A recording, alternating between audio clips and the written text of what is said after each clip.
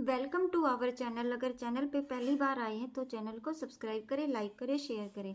Students, आज हम करेंगे हिंदी, जो आपका अप्रैल के मंथ में 28 तारीख को जो पेपर आया था 2023 में, उसका सेकंड पार्ट। फर्स्ट पार्ट मैंने जो लास्ट वीडियो, प्रीवियस वीडियो जो हमारी रही थी उसमें कंप्लीट करा दिया था। आज उसका सेकंड पार्ट करेंगे। अगर वीडियो आपने अभी तक नहीं देखी है तो आप जो है डिस्क्रिप्शन में या प्ले लिस्ट पे जाके उस वीडियो को देख सकते हैं। अभी हम स्टार्ट करते हैं इसी का जो हिंदी का सेकंड पार्ट। निम्नलिखित प्रश्नों के उत्तर जो है नीचे दिए गए हैं, देख लिए आप ये सारे। और इनमें से जो राइट उत्तर है उस पर आपने राइट का निशान लगाना है। वो पढ़ के देखते हैं कौन सा है। ये टोटल आपके 5 क्वेश्चन इस तरीके से आएंगे। प्रत्येक प्रश्न आपका 1-1 नंबर का होगा। ये टोटल आपका 5 नंबर का क्वेश्चन आएगा। स्टूडेंट्स, ये इसी प्रकार का आपका पेपर आएगा, तो ज़्यादा सोचने की जरूरत नहीं पड़ेगी आपको कि क्या करना है। तो मैं क्वेश्चन की तैयारी कुछ ऐसे कराती हूँ आपको। देखिए, वृंद कवि के अनुसार किसी भी काम में सफलता पाने के लिए जरूरी है अध्ययन, आराम, अभ्यास या अनुराग। तो वृंद कवि कहता है कि अभ्यास करना बहुत ज्यादा जरूरी है। ठीक है।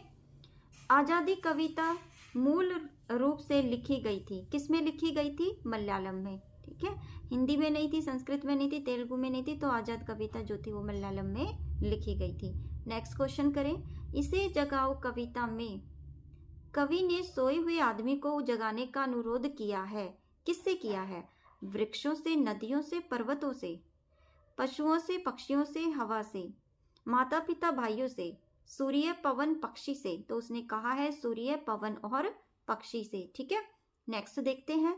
बीती विभागरी जागरी कविता में कवि ने वर्णन किया है पनघट का, प्रकृति का, प्रातः वेला का या पक्षियों का। तो उसने प्रातः वेला का वर्णन किया है। ठीक है, प्रातः वेला के वर्णन में ही पनघट का वर्णन आया है, प्रकृति का वर्णन आया है, पक्षियों का वर्णन आया है। तो यहाँ पे जो है उसने प्रातः वेला का वर्णन किया है। आगे देखते हैं। उनको प्रणाम कविता में बर्फ के नीचे दबकर मर जाने के लिए प्रयोग हुआ है। क्या हुआ है?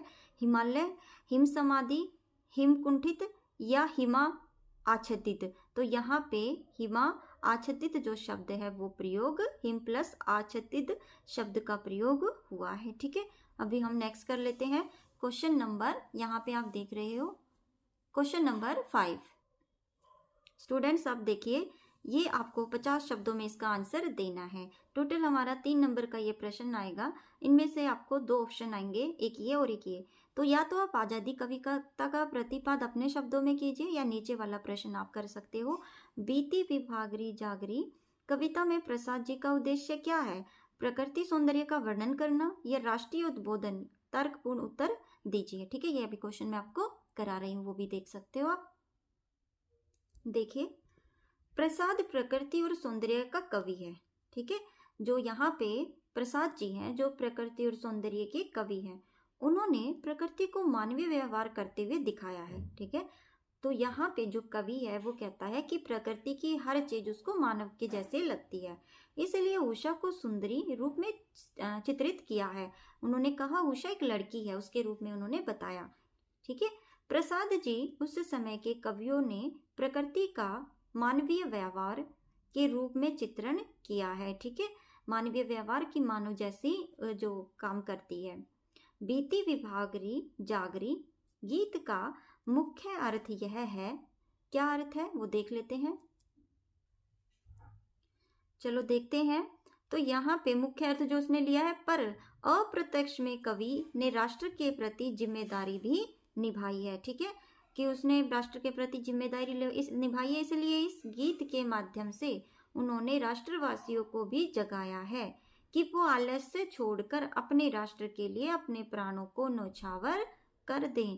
प्रकृति चित्रण का प्रमुख है, और दूसरा अर्थ राष्ट्र उद्बोधन हमारे विचार में गौण है। ठीक है, तो यहाँ पे आपको समझ आ गया कि कवि ने क्या कहा। कहते हैं एक तो जो कवि थे उन्होंने सबसे पहले प्रकृति के को मानवीय रूप दिया है। दूसरा, उनकी कविता में केवल मनुष्य को जगाने की बात इसलिए नहीं की गई कि सुबह हो गई, उन्होंने कहा कि राष्ट्र के लिए भी उन्होंने ये बात की है कि अपना आलस्य छोड़ो और अपने देश के लिए कुछ करो, ताकि आपका देश जो है वो गुलामी की जंजीरें तोड़ दे। ठीक है, अभी हम नेक्स्ट करते हैं। स्टूडेंट्स, अभी देखते हैं क्वेश्चन नंबर 6, इसमें आपके टोटल 7 क्वेश्चन हैं जो वो आएंगे। जो पिछले अभी मैंने वो पार्ट कराया उसमें भी ऐसे ही था, और ये एक क्वेश्चन 1 नंबर का होगा, 1 मार्क्स का 1 क्वेश्चन होगा। टोटल हमारे 7 क्वेश्चन यानी 7 नंबर का ये क्वेश्चन आपका आएगा। तो मैंने पिछली वीडियो में आपको बताया था कि उसमें 6 नंबर के ऐसे 1 नंबर के क्वेश्चन दिए गए हैं, आपको यहाँ 7 नंबर के हैं। आप ये नहीं करोगे कि आपको ये क्वेश्चन पूरा लेंथी आता है, 2 पेज का आता है तो पूरा उतार के आओगे, ऐसा नहीं करना। 1 नंबर का क्वेश्चन 1-1.5 लाइन या 2 लाइन से ऊपर मत करके आना, क्योंकि वहाँ आपके टाइम जो है वो वेस्ट चला जाएगा। और हिंदी का पेपर बहुत ज़्यादा लेंथी होता है, तो आपको जो है बाकी पेपर आपका छूट जाएगा। तो इसीलिए आप क्या करना, इसको अच्छे से सिर्फ 1 या 2 लाइनों में कंप्लीट करके आ जाना, ठीक है। चलो अभी हमें क्वेश्चंस कराते हैं। पहला क्वेश्चन देखेंगे, अखबारों की दुनिया पाठ के आधार पर लिखिए कि अखबारों में छपने वाले मुख्य विषय कौन से होते हैं। ठीक है, आपने न्यूज़पेपर तो पढ़ा ही होगा, तो उसमें कौन कौन सी खबरों के बारे में लिखा होता है वो देखते हैं। देखिए स्टूडेंट, राजनीतिक जैसे पॉलिटिशियन वगैरह के बारे में, समाज के बारे में, व्यापार के बारे में, अथवा अर्थ जगत खेल के बारे में, अर्थ के बारे में, खेल के बारे में, तथा विविध, ये 3 प्रकार के होते हैं, राष्ट्रीय, अंतर्राष्ट्रीय तथा स्थानीय। तो आप ये क्वेश्चन जो है देखो मैंने भी सिर्फ 2 लाइन में कंप्लीट कर दिया है, तो आप भी ऐसे इसको कंप्लीट कर देना। नेक्स्ट क्वेश्चन देखें। अभी हम देखेंगे क्वेश्चन नंबर 2, सार लेखन पाठ के आधार पर लिखिए कि सार लेखन की उपयोगिता जीवन के किन क्षेत्रों में है। सार लेखन जो है वो क्यों किन किन क्षेत्रों में लिखा जाता है, ठीक है, वो देखते हैं। पहला है समाचार संपादक समाचारों का सार लेखन करते हैं, ठीक है, सार लेखन जो है वो समाचार संपादक ही करते हैं। आकाशवाणी और दूरदर्शन पर समय के हिसाब के लिए किया जाता है, ठीक है, सार लेखन आकाशवाणी या दूरदर्शन की कोई न्यूज़ है तो उसके लिए किया जाता है। पुस्तकों का सार तैयार करने के लिए भी किया जाता है।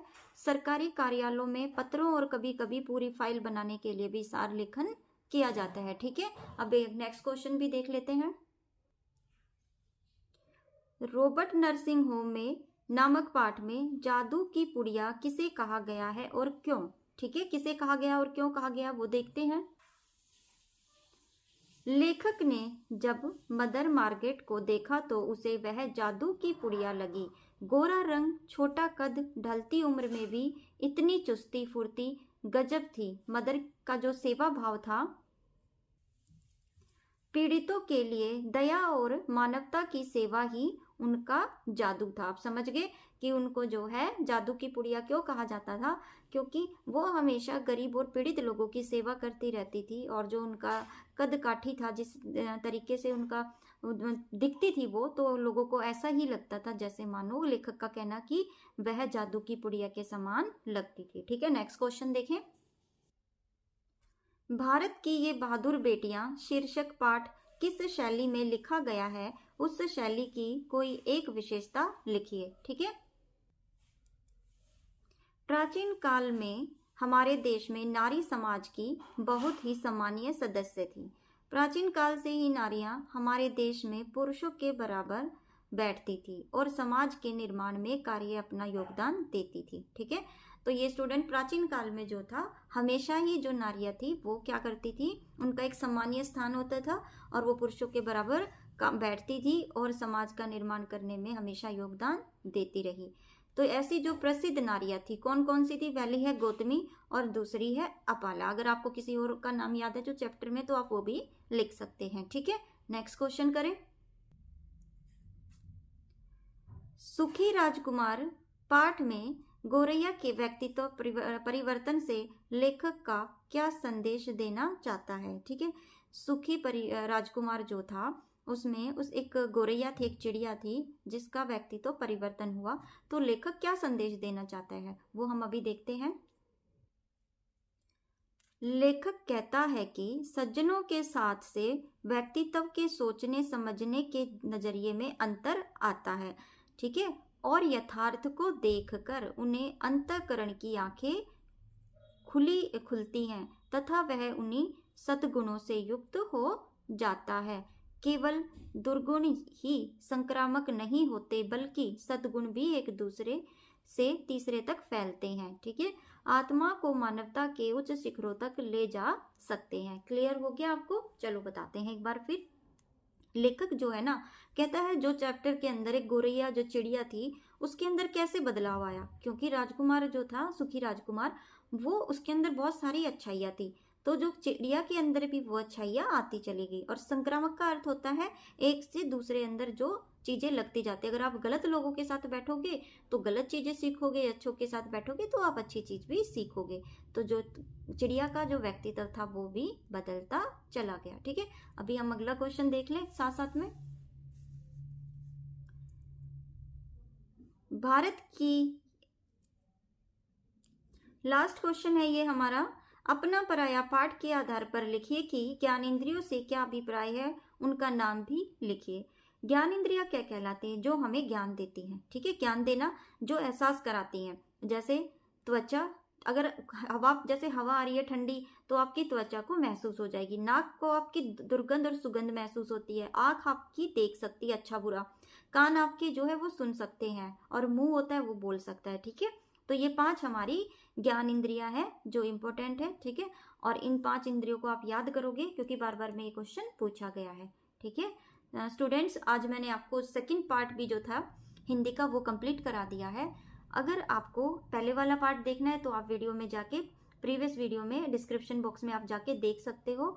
और इसका जो अगला पार्ट है वो मैं कल लेके आऊँगी, और उसमें भी जो बाकी क्वेश्चंस हैं वो मैं कराऊंगी। ज़्यादा लेंथी वीडियो बन रही है क्योंकि आपको समझाना पड़ रहा है एक एक पॉइंट, क्योंकि आपके एग्जाम में अच्छे नंबर लेके आना ही हमारा मेन टारगेट रहेगा। जो भी क्वेश्चन मैं करा रही हूँ उसको बिल्कुल रट्टा लगा लो, क्योंकि उसी में से ही क्वेश्चन पूछे जाते हैं। क्योंकि जैसे ही मैं आपको और क्वेश्चंस कराऊंगी और पेपर्स, उसमें आप मैच कर लेना कि कुछ क्वेश्चन ऐसे हैं जो बार बार रिपीट किए जा रहे हैं। ठीक है, अगर स्टूडेंट्स वीडियो अच्छी लगी हो तो वीडियो को लाइक जरूर किया करो, और चैनल पे नए आए हो तो चैनल को सब्सक्राइब किया करो, ताकि आपको मैं जो भी वीडियो डालूँ आपको नोटिफिकेशन मिलती रहे। और अगर वीडियो अच्छी लग रही हो तो वीडियो पे कमेंट करके ज़रूर बताया करो। Thanks for watching. कल फिर एक नई वीडियो के साथ मिलते हैं। बाय।